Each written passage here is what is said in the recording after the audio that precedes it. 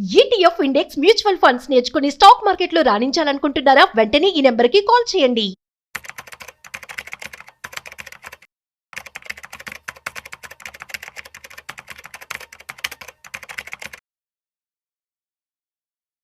నమస్తే, welcome back to Suman TV. Present మనతో పాటు ఉన్నారు స్టాక్ మార్కెట్ అనలిస్ట్ సుందరాం రెడ్డి గారు. నమస్తే సార్. నమస్తే. సార్, ఆర్టిఫిషియల్ ఇంటెలిజెన్సీ, లే ఆఫ్స్, పింక్ స్లిప్స్, ఎప్పుడు ఎవరు జాబ్ పోతుందో తెలియదు. ఒకప్పుడు సాఫ్ట్వేర్కి చాలా క్రేజ్, డిమాండ్ ఉండేది. ఈవెన్ పెళ్లి సంబంధాల విషయంలో కూడా సాఫ్ట్వేర్ అబ్బాయి అనగానే కళ్ళు మూసుకొని చేసేసేవాళ్ళు. ఇప్పుడు దమ్ముంటే సాఫ్ట్వేర్ అబ్బాయికి ఇవ్వండి అనే రోజులు వచ్చేసాయి. ఇప్పుడు రీసెంట్ గా చూసుకుంటే కొంతమందికి ఐటీ సెక్టర్ లో కొన్ని ఆఫర్స్ ఇస్తున్నారు.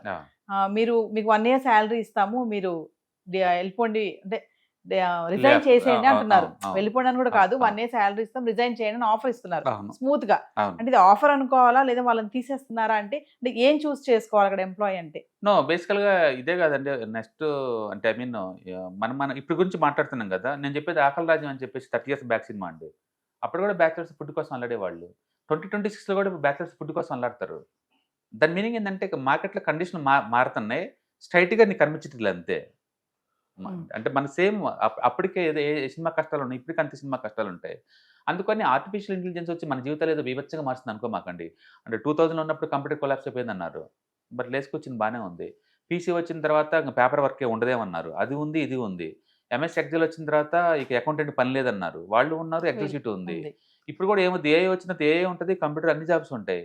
నిరంతరం వర్క్ స్టైల్ మారుతుంది, టెక్నాలజీ మారుతుంది, వాటిని అడాప్ట్ చేసుకుంటూ ప్రొడక్టివిటీ పెంచుకోవటం తప్ప చేసేదేం లేదు అక్కడ. అందుకని ప్రతి జాబు మోరలెస్ ఎఫెక్ట్ కాబోతుంది, అవుతుంది కూడా.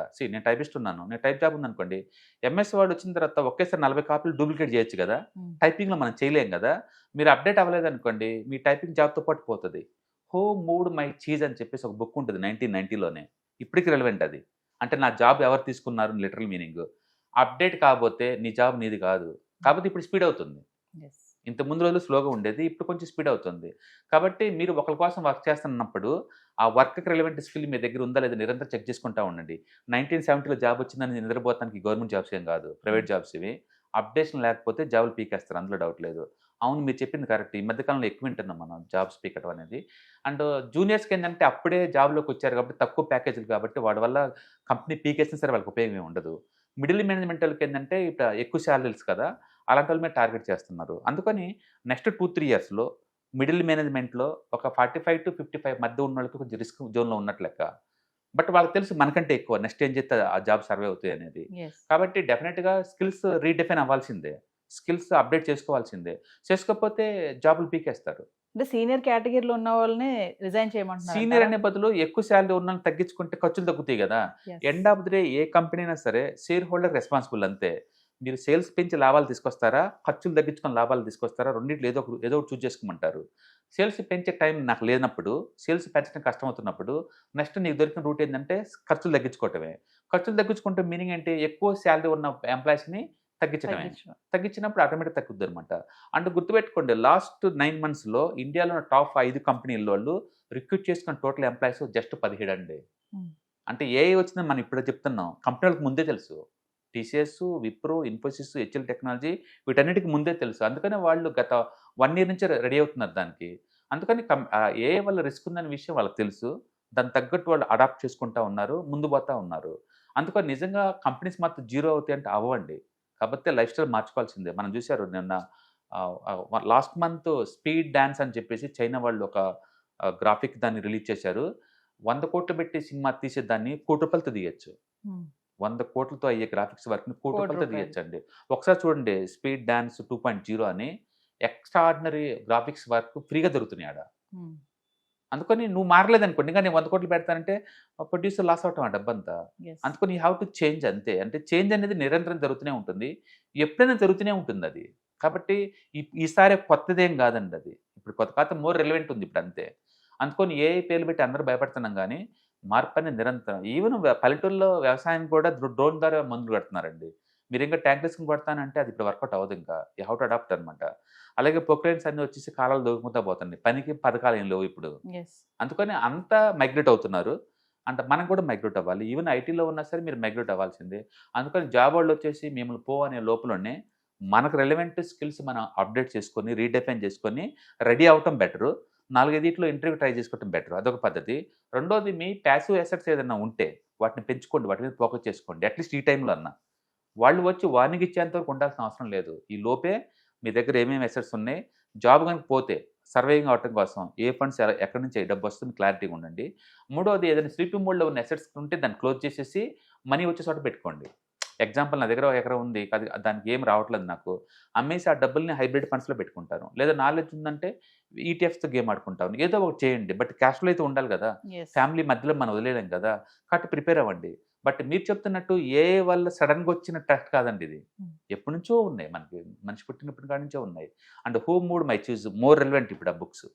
అది 1990లో రాసిన బుక్, ఇప్పటికీ రెలవెన్స్ అది. కాబట్టి జాబ్స్ నిరంతరం మారుతూనే ఉంటే, రోల్స్ మారుతుంటే రెస్పాన్సిబిలిటీ మారుతూ ఉంటుంది.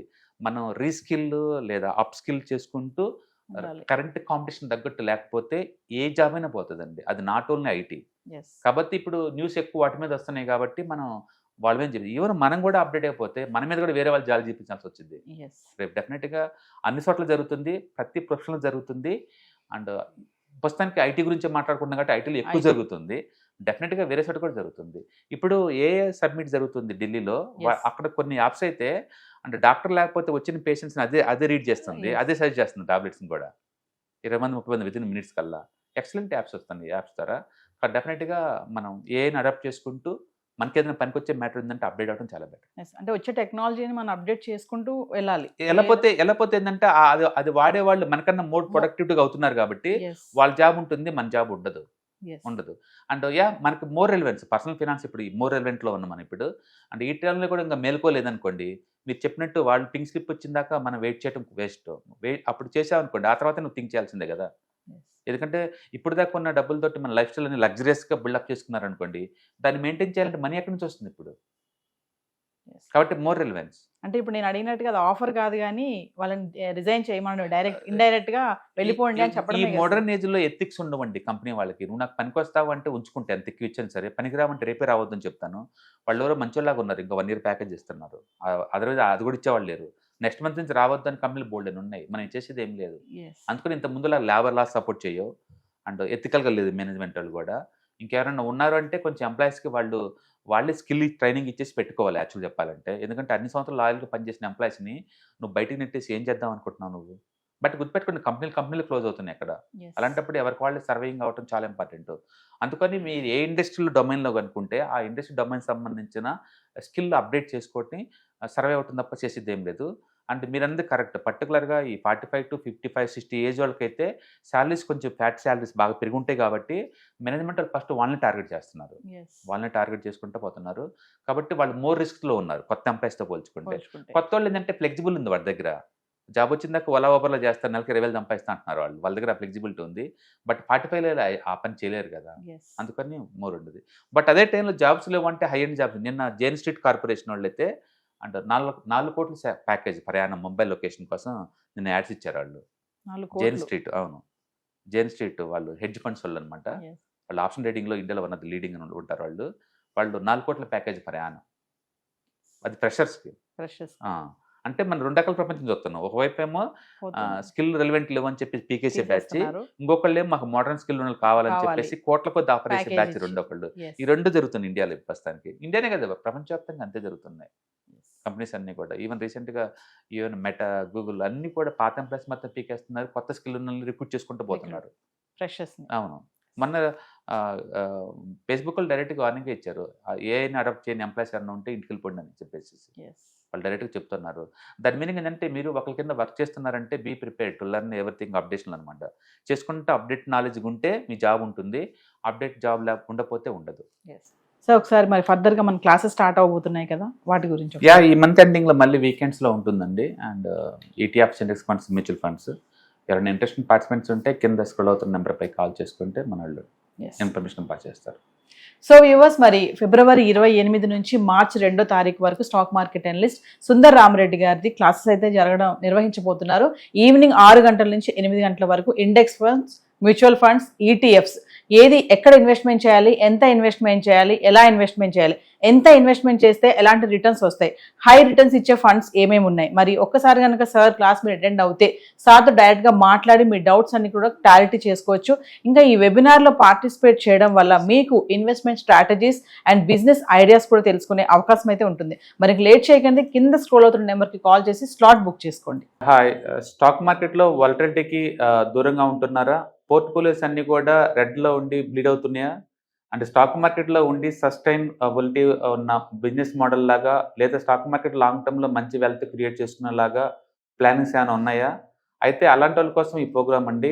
ETFs, index funds and mutual funds. మా స్టాక్ మార్కెట్లో ఉండి కూడా సెక్యూర్ వేలో మనీ మేక్ చేసుకునే పద్ధతి ఏదైనా ఉందంటే రిటైలర్స్కి ఈ మూడే అనమాట. దీంట్లో కాంప్రహెన్సివ్గా మీకు ట్రైనింగ్ అండ్ గైడెన్స్ జరుగుతుంది. అండ్ వీకెండ్స్లో జరిగే ఈ ప్రోగ్రామ్లో అటెండ్ అవటం ద్వారా ETFs, index funds and mutual ఫండ్స్లో మీ నాలెడ్జ్ పెంచుకోండి. మీ పోర్ట్ఫోలియో మీరే మెయింటైన్ చేయడం ద్వారా ఇయర్లీ యావరేజ్ మీద 20 to 30% మనీ మేక్ చేసుకోండి.